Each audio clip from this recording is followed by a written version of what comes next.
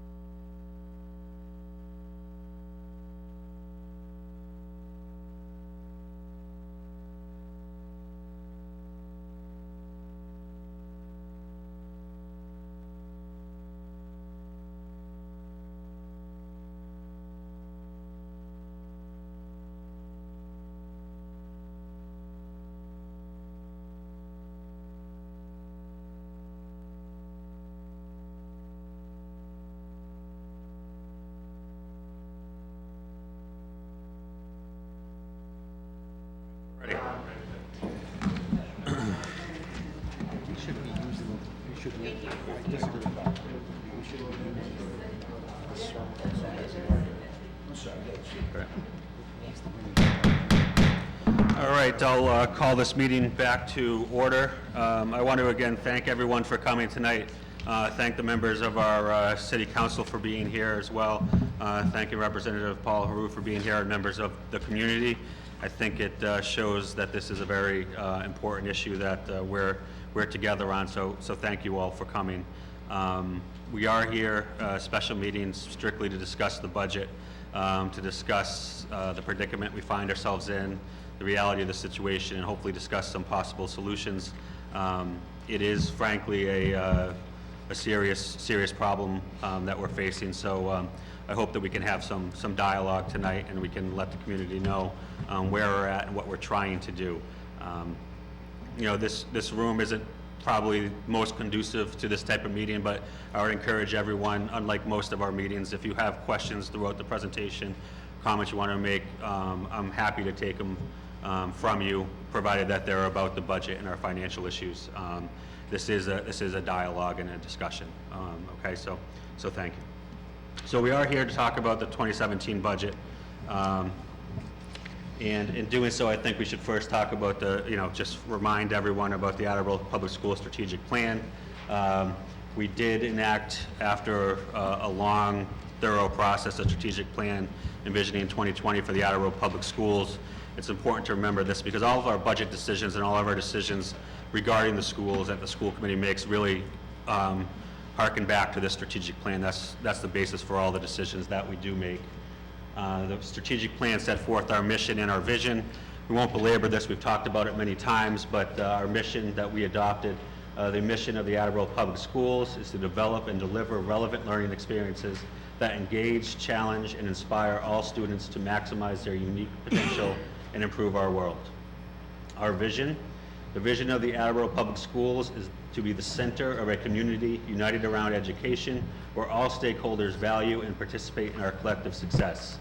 And I would just state that with regard to the vision, I think that being the center of a community that values education, I think we see that here in calling our community members, our city municipal government, our state representatives here to really discuss the education in our community and what we can do to ensure that we continue to have success in our schools.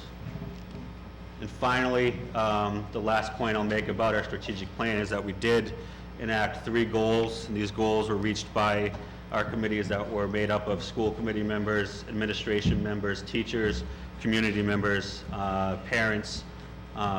It was really a collaborative effort, and those goals were that Attleboro Public Schools will place the students at the center of all educational decisions through guided planning to achieve personalized goals.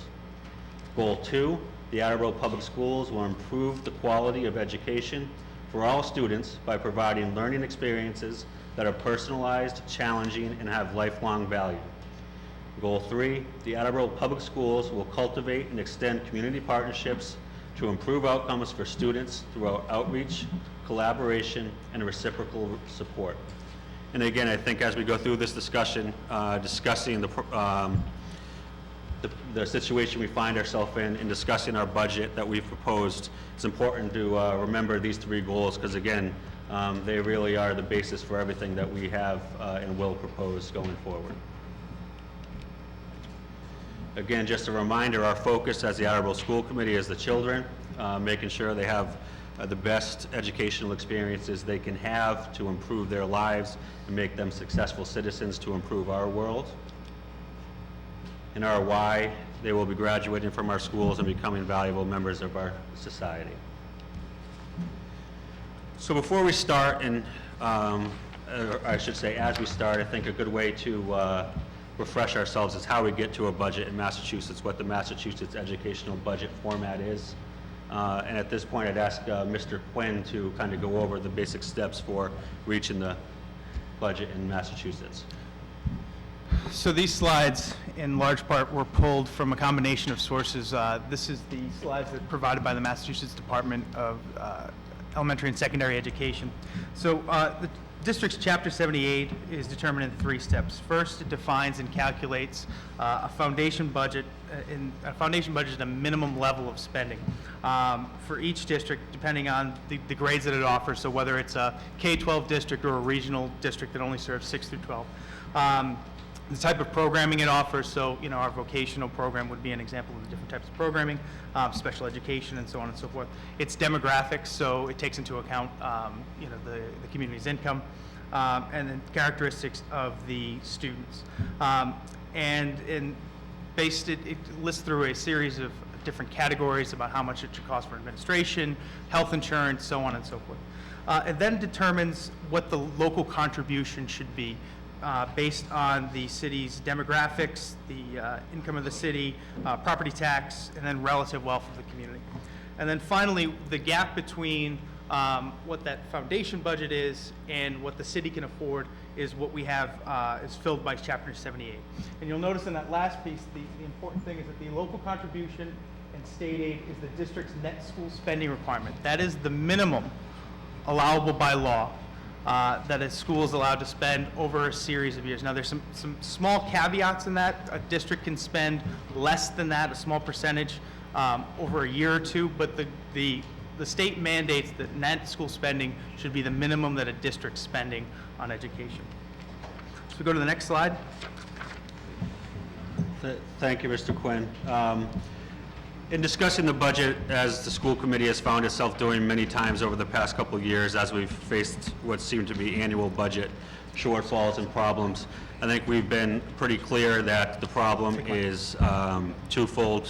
There is a problem at the state level with the funding level, and also, probably more importantly, the formula they use to determine the foundation spending amount for our municipality. And also there's a problem at the municipal level. But there is no doubt that some of the blame certainly lies with the Commonwealth. This past year, the foundation budget set forth by the Commonwealth for Attleboro sets forth a 0.21% increase, an increase that's less than our health insurance costs for the year. What we've also said, and again, this is probably even a more important reason for the problems we find ourselves in, is that the calculations at the state level we believe are structurally flawed. The structural flaws result in a foundation budget number that just isn't sufficient to fund schools in the 21st century. And just as an example of that, and this is statewide in 2010, the Commonwealth, the numbers on the left, the light blue, are what the Commonwealth set forth as a foundation budget, what they believed districts should be spending. And then on the right, the darker blue is what districts were actually spending statewide. You can see that they are underestimating health insurance by $1.1 billion, and then special education costs combined of almost another $1 billion. And so what does this mean in Attleboro?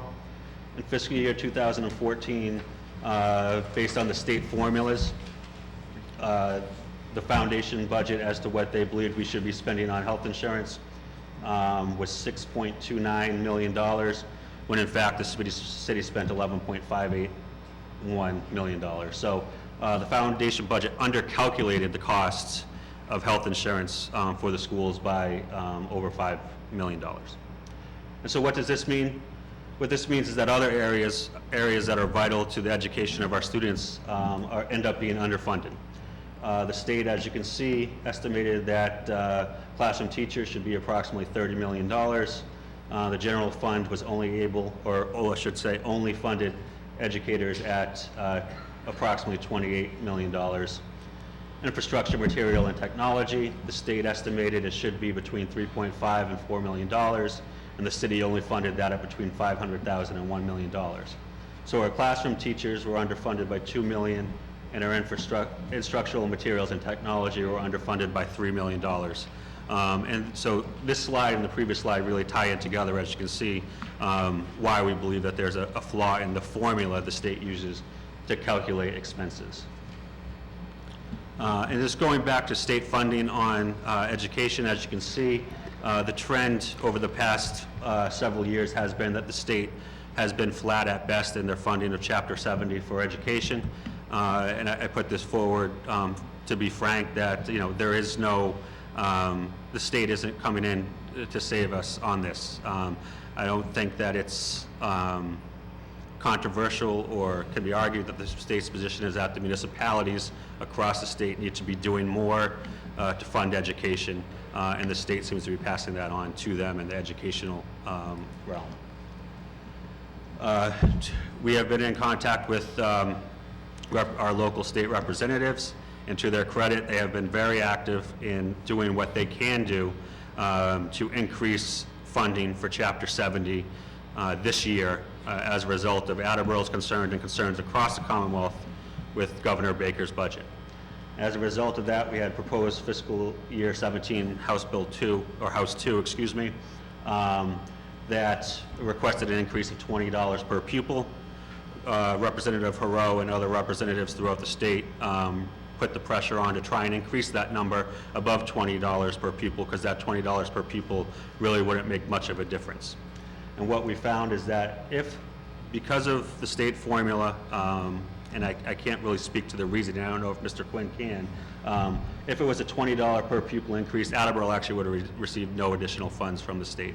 If there was a $50 per pupil increase, which was the maximum possibility, probably not very likely, Attleboro would receive an additional $143,000 from the state. Councilwoman Parika? So this is statewide, this is 20, the requested increase is $20 per pupil? Statewide, correct. Okay, and so with that calculation, we would not meet the threshold that would garner us the extra $20 per student? My understanding is that the priority going to, based on demographics of the communities that would go to what they consider poorer districts, and Attleboro would not. Yep. So what is our recourse with the state? Our one possible additional recourse, in addition to reaching out to our state representatives as we have, is to request that Governor Baker adopt the resolutions set forth by the Foundation Budget Review Commission. And Mr. Quinn can speak to exactly what that is and what that requests. So in October of 2015, the Foundation Budget Review Commission was charged with re-examining the state funding formula. Our Mayor Dumas, served as part of the commission. I don't know if any of our other legislatures, I just have to check real quick. So it was a commission composed of mayors, the Department of Education, some legislatures, put together the review for how they would go about changing. And the two areas that they focused on were the ones that we addressed earlier, was the underestimation in health insurance and the underestimation in special education funding. What they've requested at this point is for the legislature and the governor to adopt the recommendations, which would increase funding for those two items by approximately it would have been $500 million in this previous fiscal year. If you go to the next slide, this is a list of school districts and cities throughout the state that have adopted this resolution. Again, when we talk about, you know, the challenges coming from the Commonwealth, it's with the funding formula and funding source. We know that, you know, Representative Faru is doing everything he can to make sure that we're getting the biggest increase in funding, but there's a structural flaw, and you'll see this as we go on in terms of how districts have to spend over net school spending in order to meet their needs. Yes? What do you mean by adopted? This was So what, I believe in your packet you have a copy of this resolution.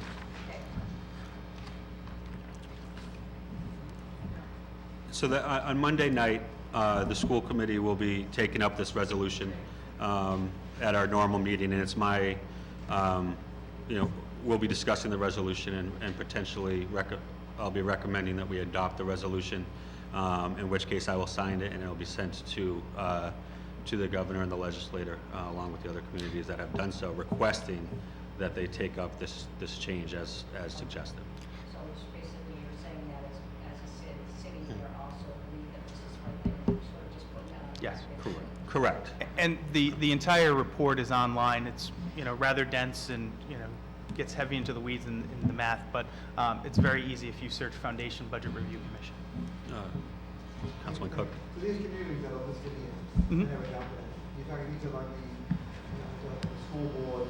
School committee, board- the ones that you- These are at least all the school boards. I know in talking to Tracy Novick from MASC, she said that many cities are also voting. I believe I saw a tweet where the Mass Municipal Association is endorsing this resolution as well. Yeah, so we would certainly, support the city council adopting this resolution as well. Okay.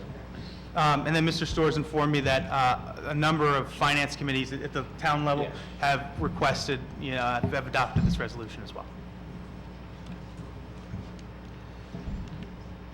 All right, so, we've addressed the state, and we addressed the state for a long time in our last meeting. I think that, the complaints with the governor's budget have been addressed throughout the Commonwealth and have gotten a lot of publicity. But we've also discussed the fact that this year, we don't believe the state is coming forward to, to save us from where we are. So what can we do going forward? What does fiscal year 2017 look like and beyond? If you look at Attleboro, Attleboro typically, or I should say over the past few years, it funds its schools based on a formula, takes the net school spending amount set by the state and adds $1 million after subtracting credits that the city is allowed to take.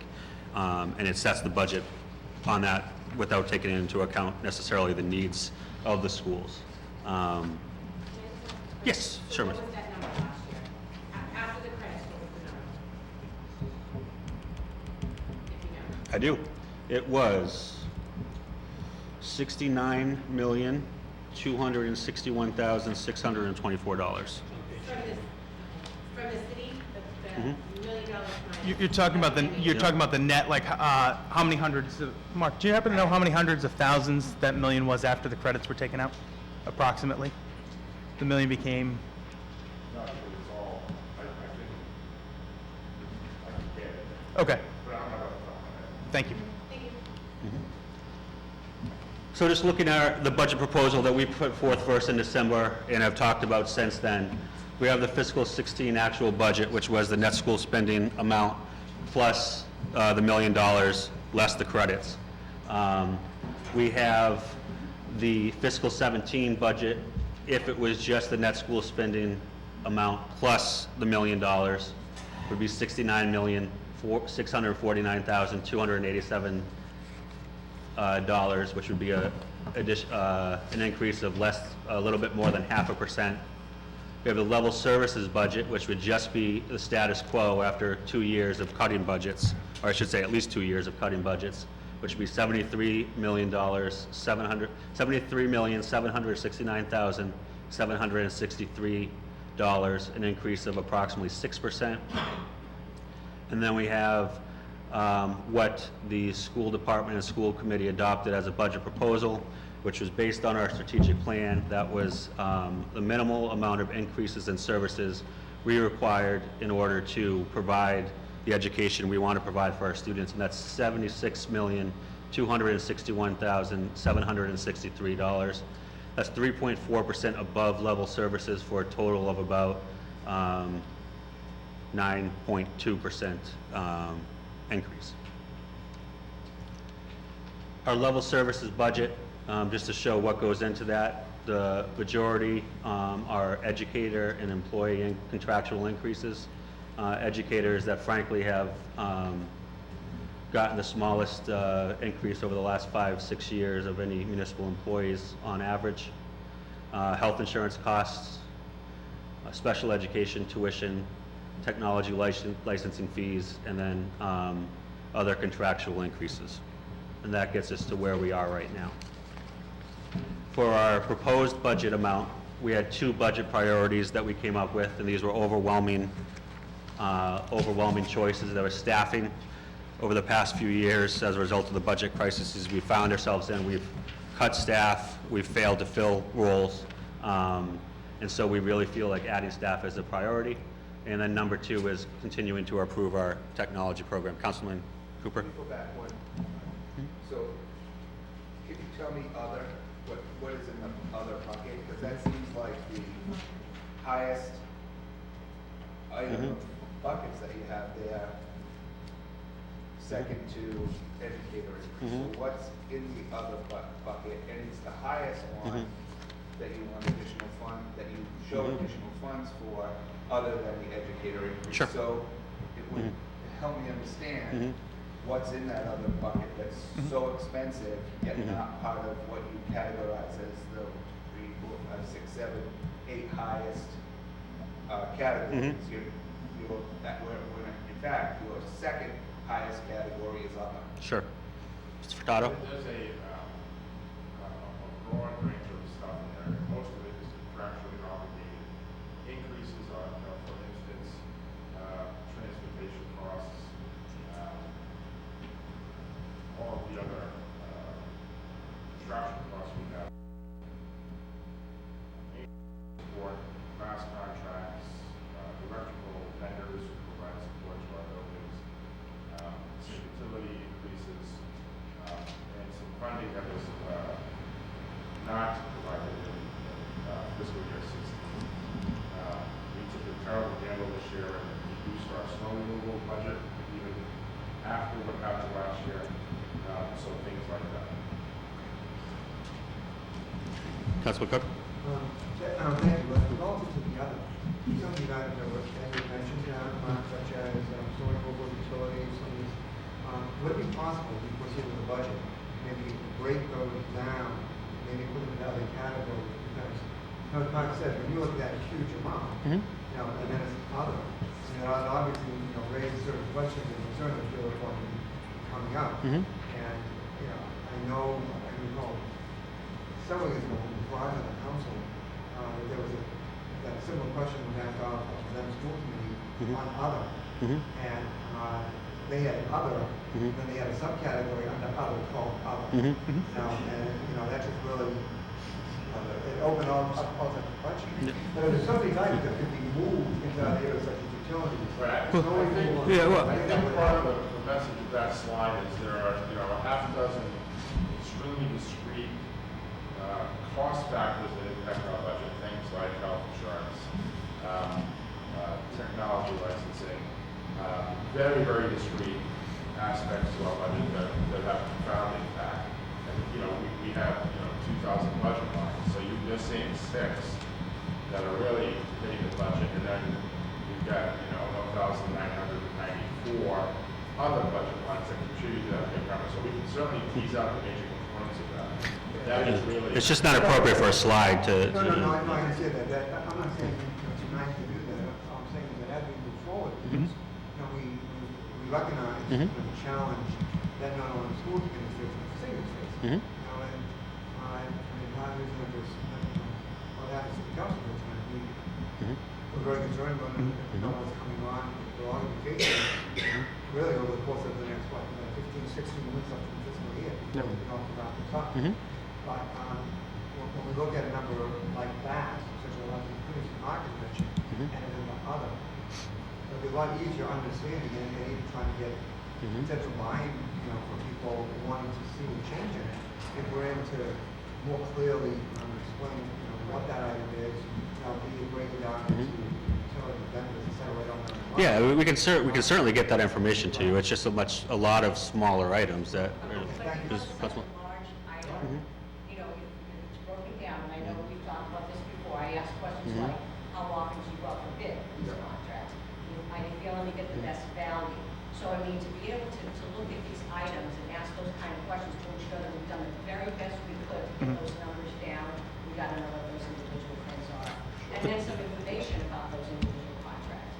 But that's also what's done, I think, and that's what's done by the school committee and the finance committee on a monthly basis. I mean, that's, we're looking into the finances monthly. That wasn't the purpose of this slide in this presentation. That's absolutely done. I just didn't feel it was appropriate to, put that forward on the screen. Mr. Quinn? Yeah, and I think those are really important and valid questions. And I think one thing I would add to that is that even, let's say we just took other off the board, I mean, that's only 20% of the increase. So there's still, that 80% of that gap here too. Right. So, But the visual that you Yep, just no, showed, and shows visuals that matter. As the second highest No, yep. increase. Right. So to validate. Your that, point, well then taken. break that out into 6 or 7 other buckets and then say the remaining is here. If you had 6 or 7 other buckets there that categorize other, and then the remaining other was its own bucket, I think we would, or I certainly would, I'm going to speak for myself, feel better about Sure. what does other mean. No, just for clarification, when I say we, I mean you. Yeah, me. yeah, I understand, yeah. You know, that I'm not saying that we validate, but that's Right. built across how. Transparency is important. Yeah, Yep. We're all in this together. the royal we. Yes. Back to this slide, I think with staffing, I think this, again, goes back to the strategic plan and rank and file educators. One of the big components of our strategic plan is individualized education, personalized education. That can't be achieved if we're cutting teachers. It can only be achieved if we're adding the teachers that are in positions that we've lost over the past several years. Our administration, it's skeletal, frankly. A district this size with the administration we have is really problematic. And then direct support specialists and special ed personnel. I mean, just to talk one example of middle school guidance counselors, our most vulnerable students, where we lose most children, is in middle school. There are no guidance counselors. We've been saying this for several years. We need guidance counselors in our middle schools. We cannot do that if we don't have increased funding. And then secondly, technology. I mean, we've talked about this a lot. I would note, and I think the committee has noted before, that the infrastructure and Wi-Fi are the biggest part. The school committee, through the help of the Attleboro Trust Commission, Councilwoman Reynolds, who's not here, and Ms. Sandback, was able to come up with the funding necessarily for the Wi-Fi to really take a potential big cost off the city's plate, and I do think that's important to put forward. Let me go back. Yep. I think one of the really important things to understand here is this collection of thoughts is not something that was propagated from the top down, where the administration sat down on a table and said, this is what we need. We did an extensive polling of the entire staff throughout the district. This is what kind of percolated up from that. I had the opportunity a few months ago to appear before the council, and you know, we had a very rich discussion about some of the things that we are missing as a school district in terms of serving students. And I think that's what the reflection of the staffing is the professional staff here at the schools recognize that there are significant gaps in how we are servicing students. And we've talked, you know, many times about cross-size issues, and that's where this is all percolating from. This is not, you know, sort of a wish list in any way, shape, or form. Thank you, Mr. Furtado. Mr. Geddes? Thank you, Chairman. I apologize for coming in late, so I apologize if what I'm about to say repeats anything that's already been said.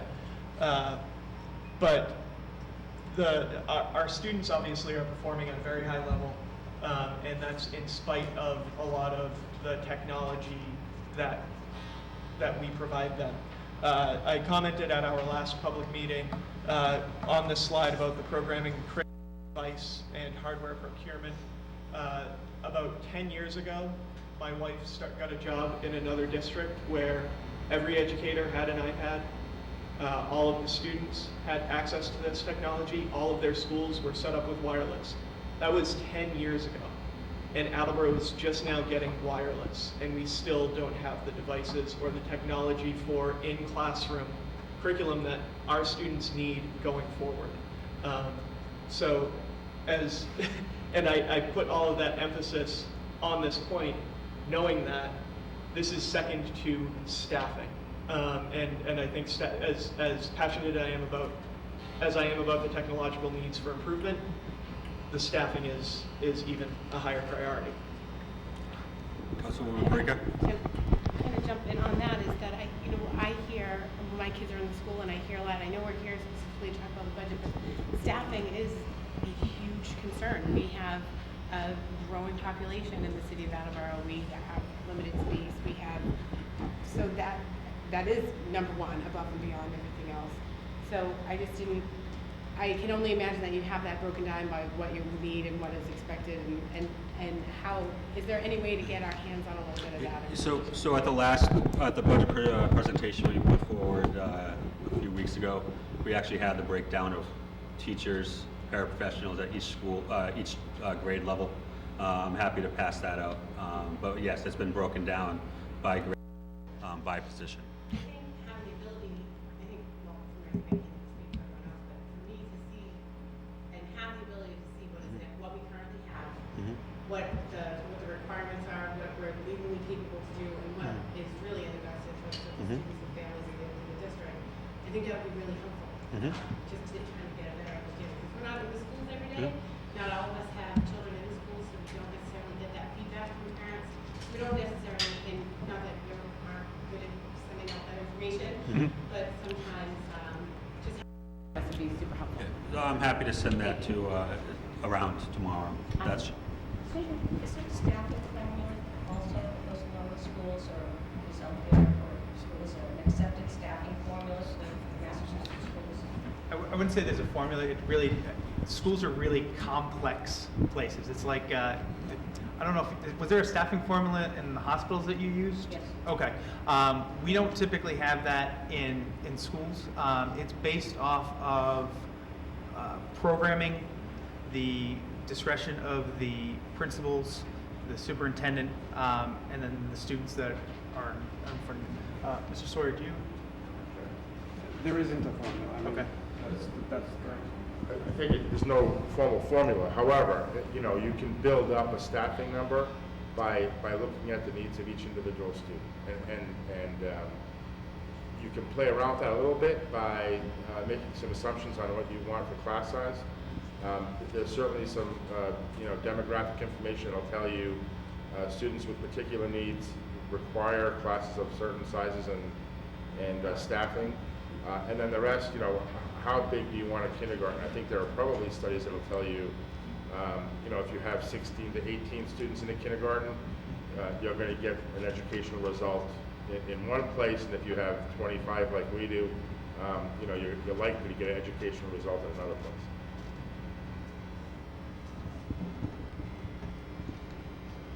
Okay, so now that we've gone over what our level servicing budget looks like, what our proposed budget looks like with the priorities we put forth based on the Attleboro High School, the Attleboro Public Schools strategic plan, it is important to talk about what we would have to do if we don't even get level service funding, let alone our proposed budget. And I think that this has been out in the media already. The results would be really catastrophic to our schools. We'd be talking about having to make changes to transportation, whether it's reaching savings through charging fees to all riders or cutting service to certain grades. That would be required most likely, and that would save us approximately $600,000. We would have to keep open all our academic coaching positions that have been cut severely over the past several years. We would have to look to the special education program for $200,000 in savings.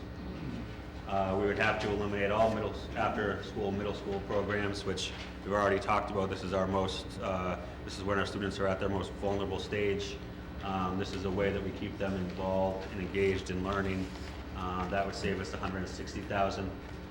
Closing the swimming pool would save us $50,000, and eliminating operating budget support of the athletic programs would get us $410,000. And these are obviously items that are catch people's eyes, and that's not by accident. So with the numbers we're looking at, that's the only way we can reach this budget gap is to cut things that are going to hurt. They're going to hurt the students. They're going to hurt the community. Councilwoman Parika. Is this the last year of the transportation contract? Is that going out to bid again in the spring? Well, no. Or- We have 1 year.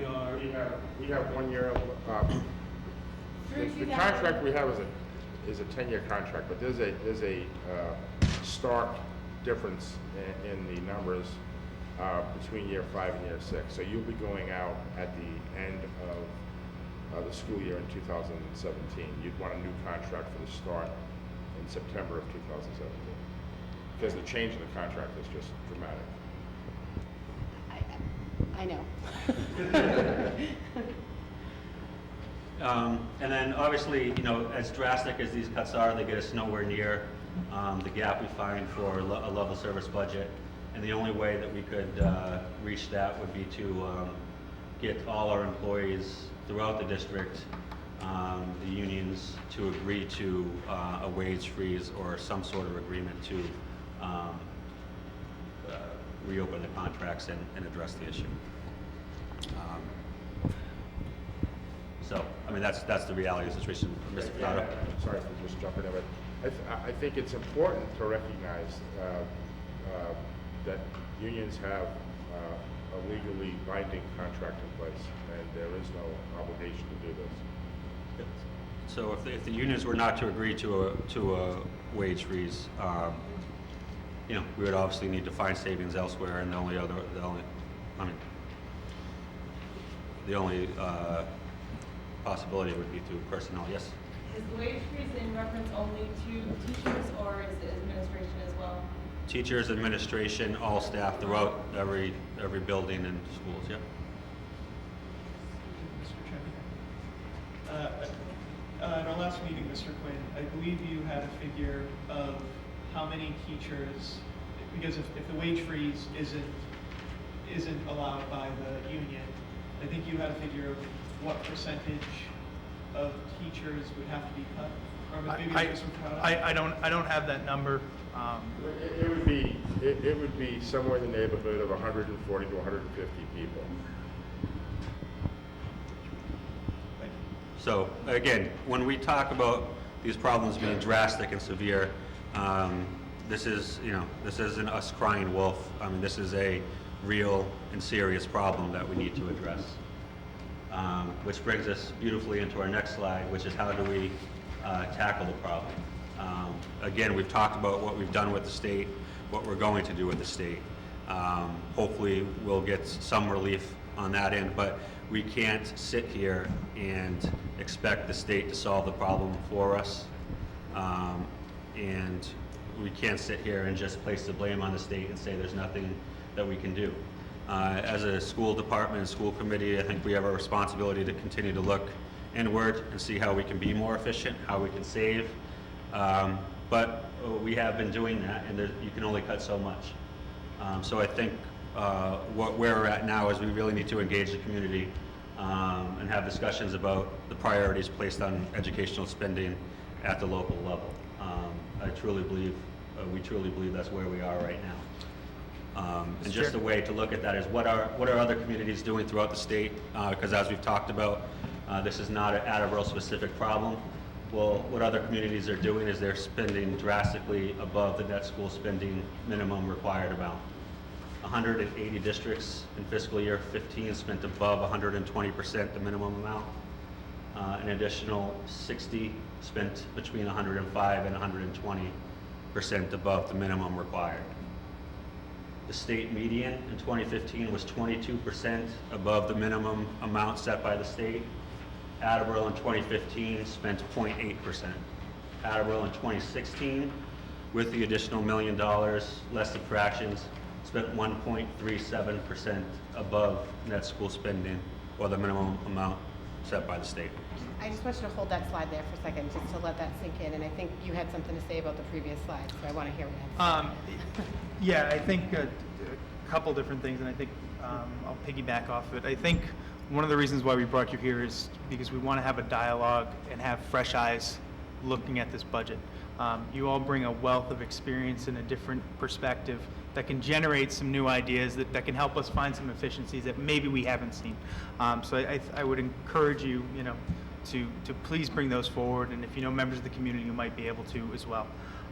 The other thing that I want to draw your attention to, there was a packet that you received that has a couple of lists in there that list where we are relative to total dollars and percent over net school spending. They should be the vertical papers. And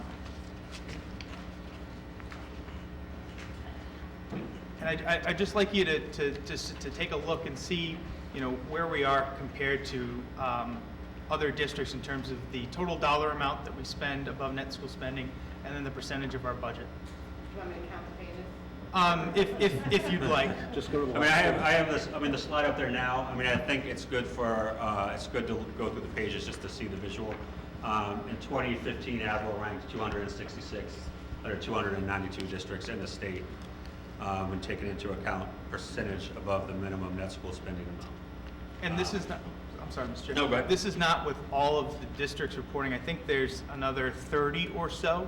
But what this will also enable you to do is to look at all the surrounding districts and then, compare us to Ludlow, compare us to some other districts where we want to be or some places that we don't want to be. We don't want to have a similar school system to X place. And just to kind of take a look and see, what are municipalities doing realistically to help mitigate some of the challenges of the funding formula.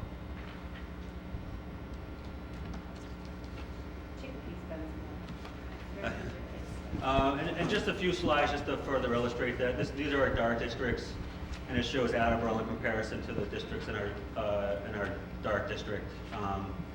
Again, at the bottom, comparing surrounding districts. There's been a lot of discussion about how Attleboro spends as compared to surrounding districts. When you take the amount the state sets as the minimum we could possibly spend, Attleboro spends far less than any other district above that amount.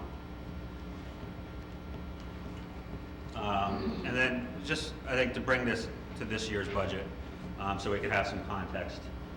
If we're talking about the budget that would just be net school spending plus the $1 million, that would put us 1.7% above net school spending. That would rank us about 264th out of 292 districts. A level service budget, which would be an increase of, again, a little bit more than $4 million, that would be a 7.75% above net school spending, still far below the median in the state, let alone the average, and would still rank us 226th in the state. And then the proposed budget, which again is the budget that we believe is the least that we can provide in order to accomplish what we've set forth in the strategic plan, would put us 11.39% above net school spending, approximately half of the state median, and would rank us approximately 203rd out of 292 districts reporting. The purpose of this slide, I think, is to let the community know that when they see a level services increase of $4 million, when they see the Attleboro Public Schools proposed budget, these numbers are not unreasonable. They may not have happened before in Attleboro. They might not have. They might be unprecedented in Attleboro, but they're not by any means unreasonable.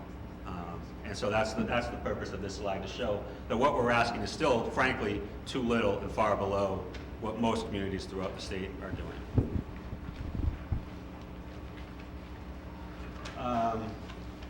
And I know a lot of the discussion will focus on, well, how can we pay for this? And that's a legitimate question that I don't think anybody doubts, that hard decisions need to be made, decisions that we don't make, decisions that we know that you don't make. You guys don't make the budget. But we do believe there's a capacity to increase educational spending. The schools over the city over the past several years has been required to increase their spending by between $400,000 and $1 million. This year, based on the state's formula, they're actually required to spend less than last year. And then just looking at the budget surpluses the past several years, again, I think we know that the city government has done a very good job in being responsible stewards of our money. It's something that I think we're all proud of in the community, but I think this just shows that there's the capacity to sharpen our pencils and find ways to help the schools out to bridge that budget gap. So that's the last slide I have. That's the last bit of information we had. Again, I think the purpose of this was to really let the community know the gravity of the situation. This is a serious issue. To let everyone know where we're coming from when we say that We believe that the city should follow other municipalities around the Commonwealth and increase their focus on municipal spending and to begin the dialogue both with the municipal council and with the community on what we can do and how we can achieve that. So I welcome conversation. Yes, President Cook. Thank you, Mr. Williams. Thank you for the presentation tonight, for all the work that you went to in data. I just wanted to, just a couple of observations. Now, first observation is, this is something that sometimes it can't be said enough because people, when we start talking about the budget of the city, don't totally at times understand. There are times when there's a need and school committee members, for example, have been told, we'll call your city council. One of the things we need to make sure that people understand, fully understand, and historically this has not always been done. The city council cannot add 1 penny to the budget when it comes down. Okay? A lot of people in the community do not understand that we cannot add 1 penny. Prior to the meeting, I was sharing with Mr. Withers a conversation I had a couple of years ago with members of the school committee along that line, who did not agree or did not accept that proposal. So we cannot add, we can only cut. And if you follow, the local reaction to council budgets in recent years, excuse me, we are always criticized for not cutting enough money out of the budget. Right? So the only thing that we can do is we can make cuts, and we can make recommendations to the administration. But those recommendations are not binding upon the administration. So when we cut when we cut in the money from the budget, it's not like it goes away. It just goes into a different account, that can be used. And the administration are the ones that accept or not. Now, when we do our budget, we do submit with it a narrative explaining our decisions, our thoughts in terms of where money should be allocated into these areas, for example, if we're recommending budget cuts, where they should actually be made and so forth. And as well as other observations that we have on the budget. Including things in the past, relative to the funding a couple of years ago, we were pointing out, you mentioned the role of the mayor on that MMA with others, and the committee were looking at how schools are funded. And that was something that we want to point out that we're totally in support of that. I think, I just want to jump in real quick, and then because I do think that's an important point. And I know President Cook's aware of it because we talked about it before. There's no belief on this committee, and the purpose of this meeting wasn't to suggest that the city council can solve this problem. And I know you realize it, but I think it's important that the community knows it. The city council can't solve this problem. The purpose was to start the discussion. There are going to be very public discussions about tough budget decisions, and so that you're aware of where we find ourselves and what our position is, and to start that dialogue. So I appreciate you saying that. Right. And the other thing, kind of related to that, if I may, Mr. Chairman, I just want to make sure everybody totally understands that. Sometimes during the budget process, I've been involved with every budget since 2000, and I know that when we started the budget, we get calls, and sometimes it's been thrown out there that show up at the public hearing that we have, and basically many cases, we are aware of it.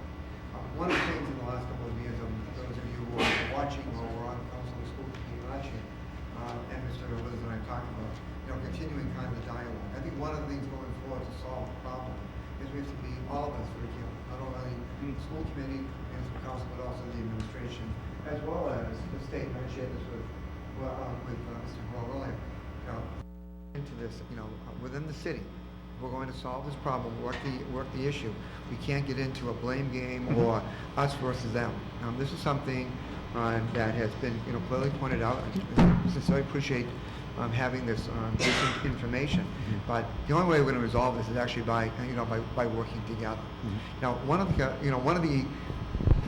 the best things about school committees is that the people, my experience has been that, as a general rule, the people who serve in the school committee are true advocates, for education. That they see, the need for it, and you're actually organized in such a way that you can be a very strong advocate for public education. Councilor Breaker had mentioned, about, she has children in the school system. I believe Mr. Cooper does, I think Mr. Delicio. My children have graduated, but now I'm at that point in my life where my grandchildren are going in. And as most of you know, I am in the educational field. Oh, I'm in the educational field also. So from that point of view, I understand, most of us do understand, the challenges, that are there.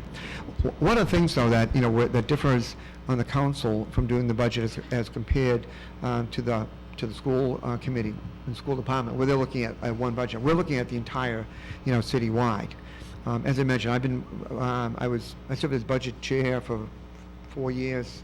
At one point in the mid-2000s. I've been involved with them for the last 17 years. The number we have to be not only mindful of the needs of the schools, but every department, citywide. I can tell you that there are a lot of other city departments that are, at this point, they too are short-staffed, and we haven't filled positions for a number of years. There's a number of line items in the budget. We started, when I was budget chair, I was the one who had advocated for, over some opposition by councilors, the idea of having our budget meetings televised as we meet with them, same thing with capital improvement, so people can see what we're going through. The interesting thing over the last few years that I've noticed is that a lot of the line items that were on the budget and that had monies in them when I first started, year after year after year, a lot of these, there is no money in it. We've actually have cut that out. And that's part of the reason why, despite the criticism we get of not making budget cuts, that's part of the reason we haven't gotten the budget cuts, a lot of these areas. And similar to a lot of the situation that the school department is, we have a lot of these things that are also contractual. A lot of the items that make up the budget are contractual. There's very little, wiggle room left in there citywide. And that's why, in trying to solve this, this is something we are, all four of us really have to start to work together. By four of us, I'm talking the school committee, the administration, the city council, as well as the state, in order to solve this. And I think the advantage of being here on March 10th, as I mentioned, there's about 16 weeks left, in the fiscal year, approximately, at this point. I think I was figuring that the other night that June 21st is the tentative date that I have that the council is going to vote on the budget for this year. That was 15 weeks from 2 days ago. So there's not a lot of time left. And yet there's a lot of work that we have to do. So again, I think if we can keep the the communication lines open, have more meetings like this, we can share ideas. And I think part of it is trying to come up with some very creative ways, which is what has happened with a lot of departments. Some departments have been able to, through grants and other stuff like that, been able to help to keep things going. I know we did with the Wi-Fi, thanks to former Treasurer Sandbatch and then Councilor Reynolds. And I think that. It's just, your slide on page 13 here about needing to engage the community and municipal government to have discussion about priorities, but also to work together to kind of solve this, I think is part of the solution at this point. So again, going forward, we will have, I'm hopeful we'll have more meetings like this. But again, we also have certain constraints that we're up against too. So, so thank you for your time. I know Mr. Geddes has something, and Councilwoman Hall. I just want to not push back, but just disagree slightly with you on one thing. And I know you don't set the budget or the budget priorities. One thing that I would say is that I think my position is that the point we find ourselves in now, Attleboro needs to prioritize spending on education in their budget. And I know that's a tough decision. And I don't think we can make a legitimate argument that we can defend saying that Attleboro has done that as other communities in the state have done based on the data. But and I know you don't. I'm not saying that to you because I know you don't set the budget, Mr. Geddes. Yes, to echo Mr. Withers' point, we're under no illusion that you are responsible for setting the budget. But part of the reason why we brought you here tonight, and again, we hope to continue to keep the communication lines open, is that we hope that you can help us to impact the budget that comes to you. I know that the mayor, in preparation for the budget, does meet with folks from all sorts of different departments. I'm not sure what discussions he has with the council in advance of that, but any conversation that you can have with the mayor on our behalf would be greatly appreciated. I mean, this is a significant crisis that Mr. Cook, I know you mentioned your children have graduated. I know Mr. Delisio, Ms. Parika have children. Mr. Cooper, I believe you have a child in the district as well. And it's not that, at least one. And it's not that by any means that we are attempting to play a blame game at all. But the fact of the matter is that we are left in a very, very peculiar position in that there's very limited money coming from the state, and there's very limited money coming from the city. And when we ask the city how we can get more money, sometimes the response is, we need more from the state. Right. And when we contact the state says it needs to come from the city. And it's our students that are suffering for it. And so that's why we're hoping to get as much help and advocacy for this as possible. Councilwoman Hall, then. Thank you. If we go back to page 8, and let me just put this out there. Would it be beneficial for us to, one of the easy things we could do, I'm just thinking in my mind, and of course I don't speak for the entire council or the city of Attleboro or the mayor, although I'd love to. Would it be helpful if we supported that Foundation Budget Review Commission and came out as a city, if you would, that to say that this city council and this city supports that and give a message to, that's kind of one of the things I bring into the table. I don't have a child in school right now, but I've done a lot with legislation and policy in the military and Department of Defense. But, that does go a long way. I think if this city comes out and supports that, at least as a first step, in terms, would that be helpful? I think it absolutely would be helpful in what our, any advocacy we could get from the city government, but what I would say is it doesn't change the fact that our city government still would not be spending appropriate levels on education in my mind. Councilman Cooper, then Representative Haro, then Councilwoman Parika. Yes. So, back to Mr. Getty's comments, clearly you've had this discussion on many levels of the city, and amongst yourselves, and I guess my question is, was the response, when you made this presentation to the administration, was the response, well, we don't get enough money from the state? Was there any information that there would be any additional monies put towards this budget? I think that's the spirit of transparency, to say where you think you stand with that tonight at this meeting. I think that that's important. We've had conversations with the municipal government. I don't think it's with the administration. I don't want to get into specifics. I would say that he told us that we should contact the state, and it's my hope that as we get closer to the budget, I'm more confident that more money will be, I'm hopeful that as we get closer to the budget, that I'll feel more confident more money will be coming from the administration. When do you, if I may just follow up question, when do you present your final budget to the mayor, or have you done that already? We have not done that already. We presented the initial numbers.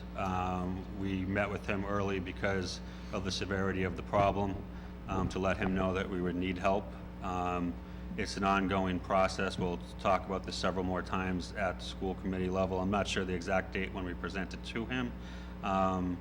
It's my hope that as the severity of the problem becomes more apparent, that we're not going to get bailed out by the state, that there'll be a desire to fund the schools at a higher level. But I haven't received that confirmation. I haven't received that information yet. I think it was Representative Haro and then Councilman.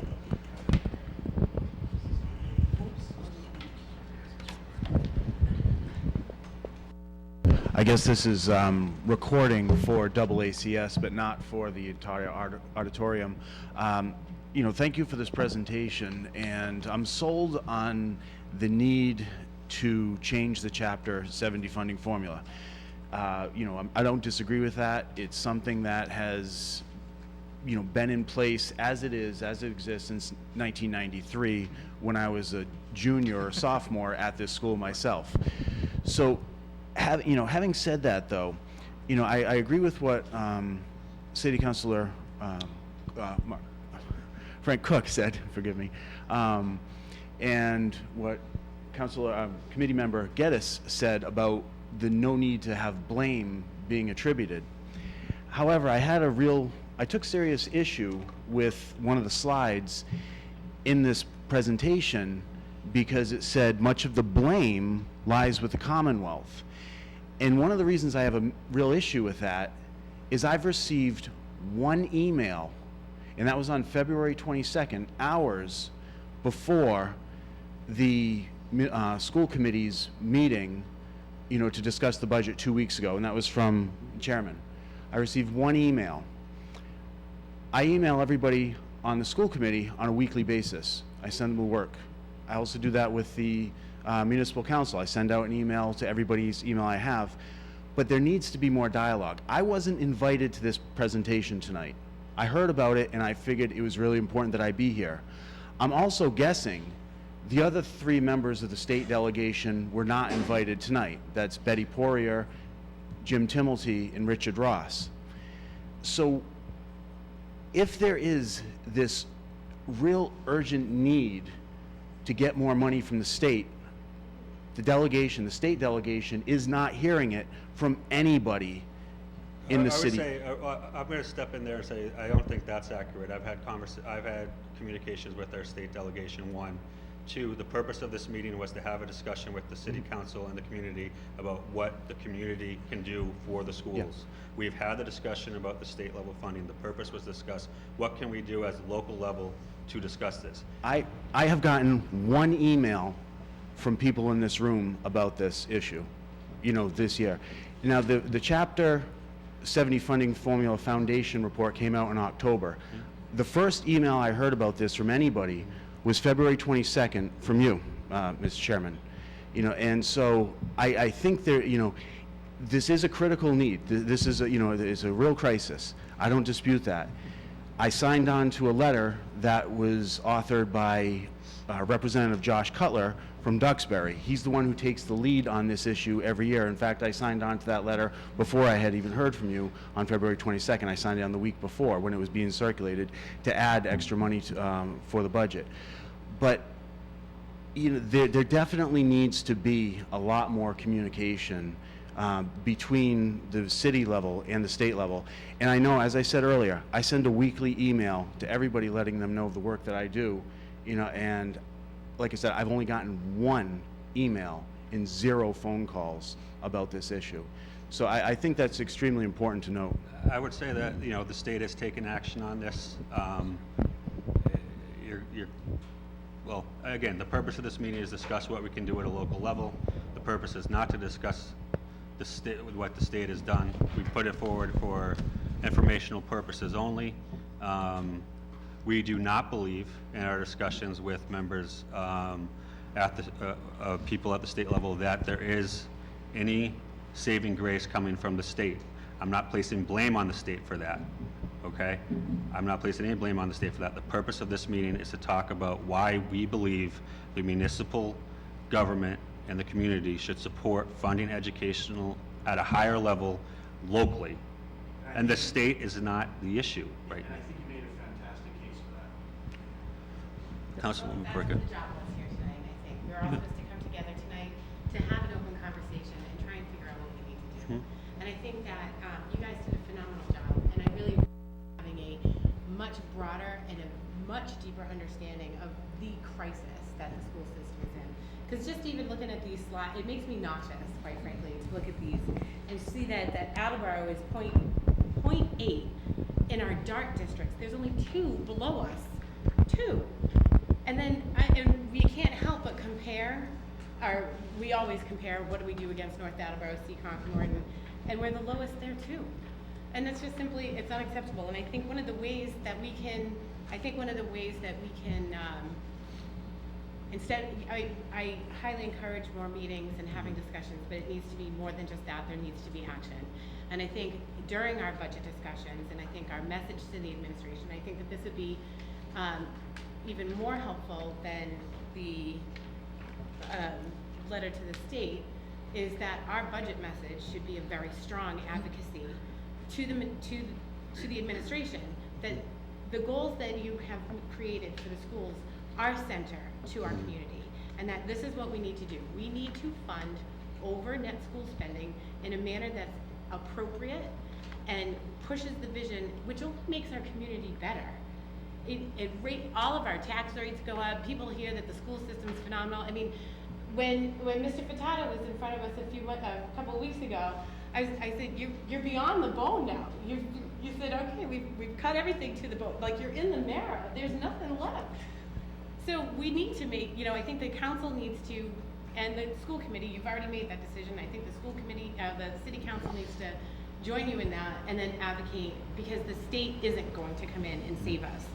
So what are we gonna do about that? We need to figure out, no one, like when Heather and Eddie's budget gets pretty tight, it's Heather and Eddie that have to figure out how to manage it. And there's no one that's swooping in and paying off my bill. So this is what you've been elected to do and what we've been elected to do. And no, we can't add money to the budget, but we can send a very strong message that this is what we're buying into and this is what we want for our community. Mr. Quinn, Mr. Storrs, and Mr. Larson? To kind of piggyback off of what you just said, Councilwoman Parika, I guess the message that we're asking for here is not for you to have our back, but we need you to have the kids' back. And I don't think that there is any sort of magic tree where you can just, start pulling money off and this problem can be funded overnight. But what I am asking, and this is just an individual, is that we're coming up with a plan of how do we close that gap. Now that might be in terms of we need an investment in the city side for an economic development director so we can expand the base. So, what are different types of things that we need to do to fix this problem? Instead of focusing on the problem, what's the solution? What are concrete, actionable steps that we need to take to address it? Councilwoman Parika, I think you're exactly right in terms of sending a clear message that this is important, that, we've got a short time frame now. I remember when I was not a member of the committee, I was getting the scan notes. And this narrative, I can at least say since December, we've been talking about that there's going to be a deficit. I remember last school committee meeting, last year when we were setting the budget, that this is a structural deficit.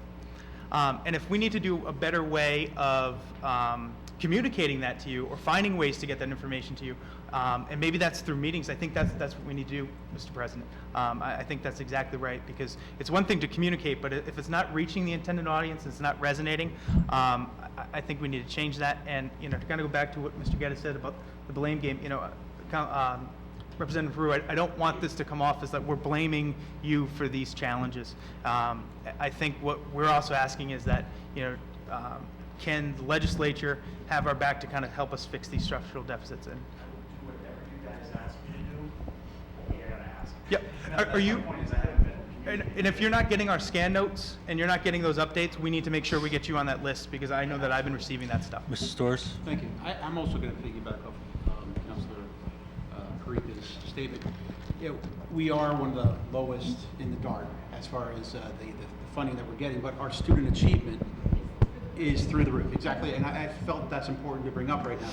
The fact that this city, this district is able to do so much with so, for lack of a better term, little, is important, because we are going, our staff, our teachers, our support staff, everybody is going above and beyond with the limited funding that we have, and we have some of the most outstanding student achievement results compared to those other districts, and that's an important point. If I may, I believe I said that to Mr. Furtado as well, that for years, problem. This has been a mounting problem year after year. And I said to him, I think you guys, because you've done so well with your academic achievement, that, you know what, we don't have to give them any extra money because they keep pulling it out and they keep doing a great job. But now we're at the point where, we're at that break point where if you want us to keep continuing, if you want us to be the standard by which other schools are set, then we need to throw some money that way. I just want to end with, imagine if we had those funds, Right. how far we can go. And I also, to piggyback off that, if I may, is that, you've seen in the news recently all the things that we're doing that are not captured in standardized test scores. So that STEAM partnership that we have with Sensata, the students making the Rube Goldberg machine. On Monday and Tuesday, there's going to be presentations where the high school's created this cross-disciplinary class where students are looking at policy issues that can be addressed in the city and globally. We had that student who's tackling the global bag challenge. So there's a lot of really innovative things that are going on in the district that don't cost us. When we look at the strategic plan, a lot of it's a shift in pedagogy, which a lot of the things that we're doing it now, when I tour the schools, I see it on a daily basis. But we're doing well on the achievement scores, but we're also doing so much more in terms of things that are not captured. And I think it's important to note that as well. Mr. Larson? Can we go back to page 7, please? Oh, so sorry. That? No. Perfect. And with all due respect to Council, Mr. Harrell, I know you weren't representing Attleboro during all of those 2 slides, so I don't mean to be directing this at you at all. But if you look in the first slide at the rate of the growth in the first slide, if you could imagine that if half of the growth that happened in the first slide in the second slide, instead of the actual decline that happened over the 10 or 12 years in the second slide, I'd be willing to bet we may not be having this meeting. So with all due respect to, it's not the state's fault and the rest of it, there's certainly a calculation issue. You're absolutely right, I have not emailed you, sir, about this issue. But I think the slide on the right-hand side clearly shows that there's been a message from the state to the municipalities and towns over the last 10 or 12 years that paying for education is our problem. And that, they'll maintain where they've been, but to see the growth that you saw in the first slide, I don't think that's ever going to happen again, no matter what they do with the calculation. That's just one man's opinion. Because quite honestly, I don't think the money's there, or they just haven't prioritized it. So. Yeah, and I agree, and I think that that gets back to 2 points. Representative Harrell was involved with several representatives in getting the proposed fiscal 17 House 2 bill up to the state. But I mean, even with all that hard work, the best case scenario looks like $150,000. That is a drop in the bucket.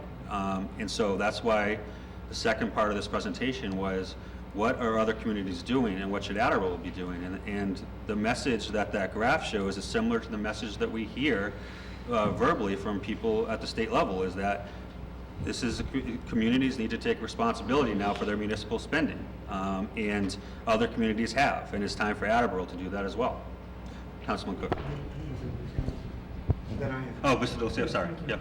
I spent, do I even need the mic? But I spent most of this presentation sitting here watching this as a father. And as a father, it's concerning because we put my son Ryan into Attleboro Public Schools after first grade. It has been absolutely the best move we've made, and I've said that to several people here. I've spoken in depth about the upcoming budget concerns with several of the committee up here. I guess to Representative Harrell, what I would say is consider yourself asked. We need help. We need help across the board right now because it's going to have to come down. We're going to need help from the state. The school's going to need help from the city. We are 2 autonomous boards who have to find congruency some way, somehow, if this is going to work. And honestly, I think our future is too bright for it not to work. So I personally, as a father, thank you for this. As a colleague, I thank you for this. Mr. Geddes? To a lot of the points, again, going back to this original point that the city has a significant number of balls to juggle in the air. Our hope is that we find some equity in that. Again, I know I got here late, but I believe a reference was made to previous year budget cuts and previous impacts to the schools. Last year, the schools were the only ones to take personnel cuts. Schools had the lowest wage increase across the city. We're hoping at this point that the union is even willing to consider, and hopefully they would, if necessary, consider wage freezes. Is that something that could happen across the city to other departments? Or if, if and by no means am I advocating, because I certainly don't want fewer police officers, I don't want fewer firefighters, I don't want fewer DPW workers. Every staff member in the city is critical to the city. And we have to recognize that. Every staff member in the city, including our educators, are critical to the success of the city. And we need to start treating them that way. Just in response to that, I think the problem there is in the private sector, you see wage freezes all the time. It's common practice. The biggest difference is generally you don't have contractual obligations, which when we start thinking about, across the city, I think it's something certainly we can talk about, and I don't think there would be any harm in that. But just as the schools have contractual obligations, other departments have similar. Absolutely, and like Mr. Withers said, any brainstorming, or Mr. Quinn, I think, pointed out, any ideas that you guys have, if we can just keep floating ideas, anything will help. Councilman Cook. Thank you. Yeah, actually, Rob touched upon some of the things that I was going to, to mention in terms of, again, recognizing the importance of schools as much as police officers, firefighters, et cetera. This is, one of the things, Councilor Prager had mentioned, about we're down to the marrow. We're down to the marrow in other parts of the city also, in other departments. There have been positions that last year, in recent years, we have not funded, right? We didn't lay off, we just didn't add as people have gone. So that's been part of and this part of, as I said, part of the struggle that we face and the challenge. I think this problem is a lot greater than we may even, realize to a certain extent when we start looking at, and I don't want people to be under the illusion that the council is going to be the white knight coming in and we're going to cut other areas to do it. There's very, very little money in that area. As I mentioned, there's a lot of things that are very fixed costs along the line. The other thing I would urge caution for all of us, including my colleagues on the council, when we start looking, that we don't get that hung up on percentages above net school spending as a real indicator, or we should be moving up there. I mean, for example, when I look at this rank by percentage above NSS, you look at those communities on that one page alone. Most of these are little communities down the Cape. Right? And I think that when we start looking at net school spending, the other thing we need to keep in mind is we're just looking at one part, a snapshot. Some of these communities, and I'm familiar with one of them very much, in particular, that's in the top 10 here. They don't have a lot of the other expenses we have. They don't have public water, or they have very little. They don't have public sewer, they have very little. We plow all of the roads, whether they're accepted, approved, or not. Some of these communities are the ones that they do not plow them. They don't have as many of the services that we have to provide. So that's the other part of it that comes in. I mean, they can allocate more money to that because they don't have a lot of these other things. So that's just something else. I just think we need to just kind of keep that in mind. Is when we look at the whole thing, what else are these other communities spending money on, and what do they not have to spend money on? And again, and we know that there are some communities, you start talking your Waylands, your Dovers, your Westons. I mean, obviously education is a much higher priority in that. Mr. Quinn, Somebody else need to speak first? No, you're. I mean, one of the things I was thinking about, the same thing, I think you did an excellent job of, showing the areas and what the areas, cities spend, and I think that, that is important. The data is very important, and one of the things, though, I was going to ask the same thing, is we do need to look at peers. Okay, who really are our peer cities, if you would, or our peer towns, and then compare them, compare it that way, because as President Cook did say, some of these, we may not be on par with some of these, and the data could be misleading to people. So, I think that if we could look at some peers in particular, The state actually is designated people in the DART district as our peers. And we're 9 out of 11. Mr. Quinn, I know, has the information that'll Yeah, prove. and I think, with all due respect, we organized it in many different ways in terms of percentages, and then we looked at it in real dollars, Mr. President. Holyoke spends more over net school spending, and they have much similar characteristics. I think even if you look at some of the districts that spend more as a result of the funding formula, you know, the median, and we're not even getting into those districts. We're not getting to average because Cambridge would would skew it, Boston would skew it. You know, it's $11 million in the median. It's 17% as a median, and these are our comparable districts. So I would encourage you to really, and again, this is on the spot, but look through these spreadsheets, because the fact of the matter is that it's What you guys are arguing is incorrect. If you look at the cities Could you put that's that been, one back up with our there are, yeah. Mr. Withers, could you put up the dark districts again? Right. Just to. while I'm doing that, there are 39, I believe, communities that spend more money total dollars in Attleboro, and those are mostly large cities. Of those, 7 spend less above net school spending. Those are Lawrence, Lowell, New Bedford, Taunton, Chelsea, Holyoke. This one? The communities that are spending more above net school spending than Attleboro are not your rich communities. They are your cities and towns throughout the Commonwealth. 92 reported. 265 out of 292 districts. Right, Okay, right. this is not, we are not cherry picking information and to so- make it look worse than it So is. what I was gonna say, and you did do it a number of different, right, so no matter how you cut this, okay, what I'm seeing, and very good, because you know I'm a data person, okay, what I'm seeing is that no matter how you cut this, we certainly do not come up at the top. We are coming down at the bottom.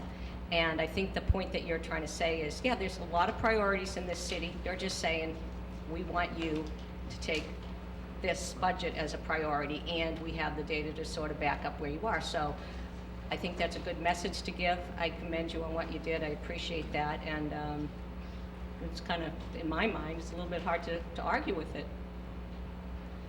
Mr. Geddes? Mr. Cook, you made reference to the city being down to the bare bones, so to speak, similar to the schools. Right.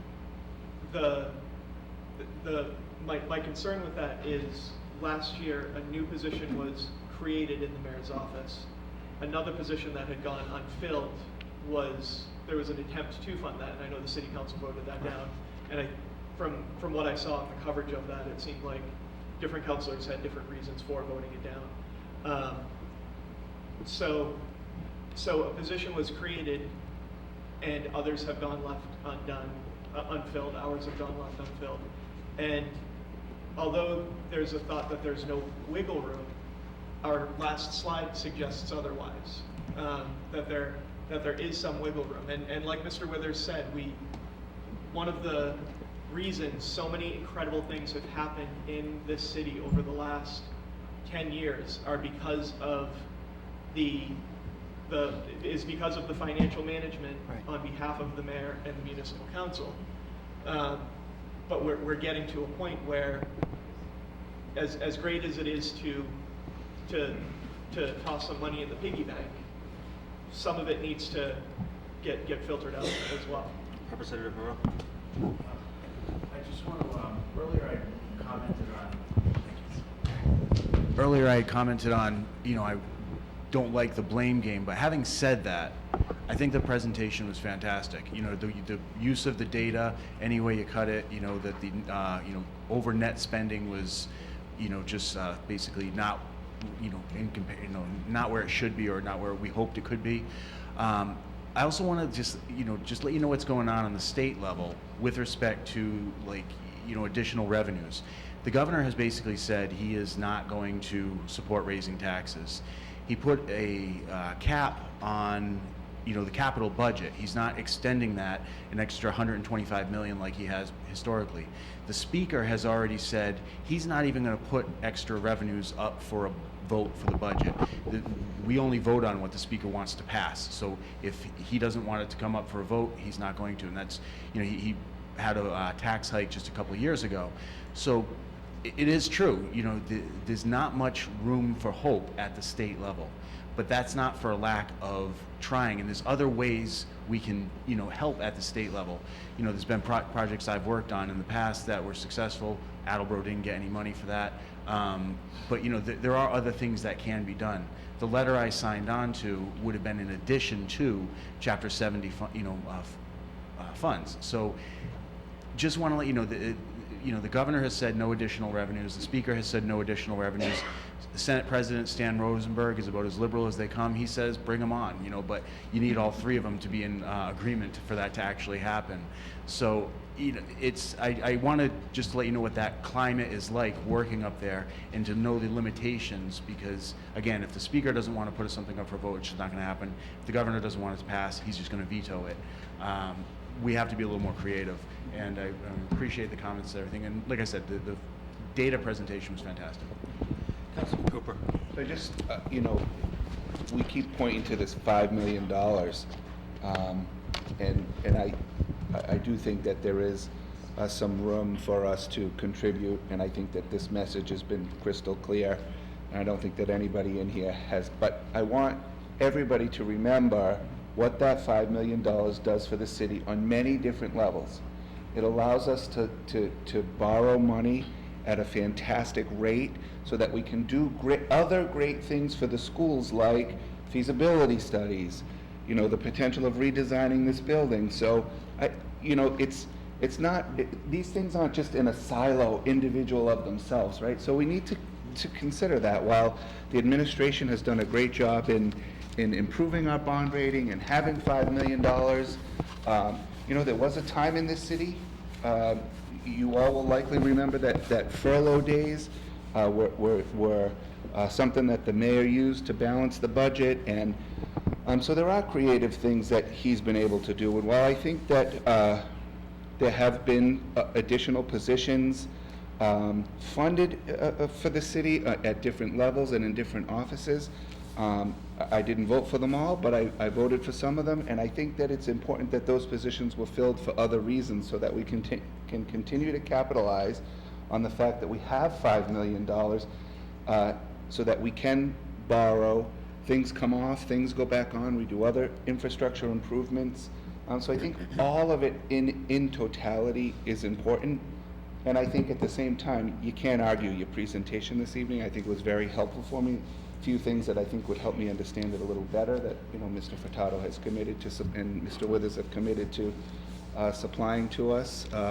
It would be great. I think my final comment, before I go put the 3 kids that are in Attleboro High School to bed, not in the high school yet, but it'll be done hopefully by the time they get here, is that maybe we didn't maybe we as a community didn't do a good job of reaching out to Representative Haro. But the fact that Chapter 70 finance and funding is a problem is not a surprise to the gentleman.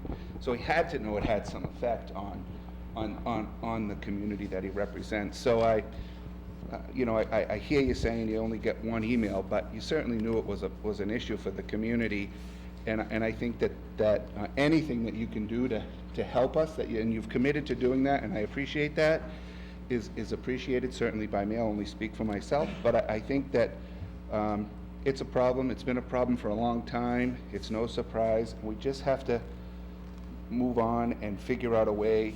Is it a 3-year plan? Is it a 2-year plan? How do we close a $7 million gap? It isn't going to be tomorrow. Oh, absolutely. Anybody that thinks anybody's going to come down tomorrow and say, here's the $7 million you want, it is. I don't think it's going to happen, and that's just me. But how do we make this happen over a period of time? How can we make a commitment as a community, not just a council, as a community, to fixing the gap, at the same time fixing this fantastic building that we're sitting in, right? So it's all going to happen and it's all going to happen at the same time. Roofs are leaking and buildings are falling apart. We have that problem too that we didn't even talk about tonight. I think that's an important point, and I also think that your first point was important, and I think it's important to reiterate to the community, that slide showing from the general government at $2.6 million surplus last year and $2 million the year before, that does not mean that the city just has $2.6 million from that surplus to throw at the schools. That's not the idea at all, and I don't think anyone should have that belief that they can just take it from the surplus. The idea is just that maybe there is some place to maybe there is some funds available that we can look to. But you're absolutely right. That does not mean that the 2.6 million or whatever the number is just available for the taking. Mr. Quinn? I'll yield to Representative Perot, and then I just want to close up at one point. I'd just like to respond to Councilman Cooper's comment. circulated by Representative Cutler from Duxbury the week before I got the email from Mr. Withers. Having, with that in the back of our mind though, I get emails, tons of emails every day from constituents in Attleboro about GMO labeling of our foods. I get tons of emails every day from constituents about transgender bathroom rights. Those are important issues, but this is a critically important issue, and I don't need to convince you guys of that, you all know it. But the squeaky wheel gets the oil up in the State House, and so having a resolution, I think Julie Hall had just suggested signing on to that. I think it was you, Julie, that said that. Getting that resolution adopted by the council and the committee, the committee, that is really useful to me. When I present this to the chair of Ways and Means and to the speaker, not just it would be useful to me, it would be useful to Betty Poirier, Richard Ross, and Jim Timmelty. But yeah, if you can pepper our inboxes with emails, not just from the people here, but from everybody in the community, that then is what we're going to have with ammunition to go to the speaker, because he's, it's not exactly democracy up there. I think it's about time to wrap it up. I know Mr. Quinn had something, and then we have a comment from the... I think, and this is my last comment from that. I first want to thank you all for taking the time in your busy schedules to be here. I think if there's any kind of two takeaways that I personally would like you to have. First, that the net school spending number is an inherently flawed number that we need to fix. So saying that is adequate is just not the case. And if we're basing our city budget off that number, we know we're starting with a faulty piece of logic there. Secondly, that there are many other municipalities across the state that are taking upon themselves to do more, and that we together need to recognize that the status quo is not acceptable, that specific action steps, whether they be monetary or programming structures, need to take place in order for us to really solve this problem together. And again, I appreciate your time and effort, and I look forward to working with you to change the status quo. Ms. Bazil, you have a question? I'm Lori Brazil, I'm a parent, and I have kids in high school, middle school, and elementary school. And I thank you all for getting together and discussing this problem, which is a big one. I'd like to know as a parent what we should be doing. Should we be contacting Governor Baker, emailing Paul Rowe? And I also would like it if you would take a minute and just explain exactly what you mean by transportation cuts, special education cuts. Are you planning on bringing back the folks that are getting services elsewhere? And also, if we do go ahead and do this wage freeze, which we can't stand because we're always asking the staff to take wage freezes. If we're gonna do staff teaching, in the school wage freezes, I'd like to see it on the other side as well with the city. Well, we obviously can't control what happens at the city. But what I would say is I don't disagree with you that it's always being put on the staff. I mean, this happened several years in a row. Speaking for myself, I don't see a budget, regardless of the cuts, the amount of the cuts, where we ask the teachers or the staff and the administrators and the other employees to take any sort of wage cut without making other significant cuts that are felt elsewhere. I don't think it's fair to continue to do that. So the cuts will be painful throughout the district. As to transportation, that's just one example. Transportation, that represents savings we could potentially reap through the transportation budget, and that could be accomplished in probably two main ways. One would be charging a fee to riders. The second would be cutting services, whether that's cutting transportation for the high school or something of the like. That's the type of changes we would have to make, and with the numbers we're looking at, we're not going to bridge the gap without either a transportation cut or a cut that would be similarly painful throughout the district. And special education, that is a very large portion of our budget.